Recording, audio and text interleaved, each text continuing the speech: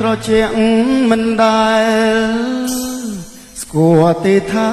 ក្តៅមិនលុបពោម៉ែត្រជាក់ត្រជឹងត្រជ័យជីវិតកូនស្ងួនសុខដុមរមនាពេលក្រៃ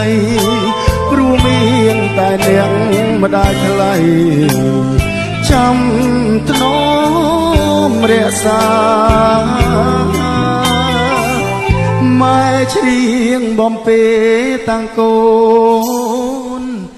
មិនទាន់ចេះស្ដាប់ពេលនេះម៉ែប្រទៅបាត់ឃ្លាតឆ្ងាយកាយកូនពេលនេះកូនស្គាល់ជីវិតកំព្រាដូចក្បូនដូចបាត់ពីលោកកាសូនពីភពផែនដីម៉ែមានតែមួយដូចច័ន្ទបរមី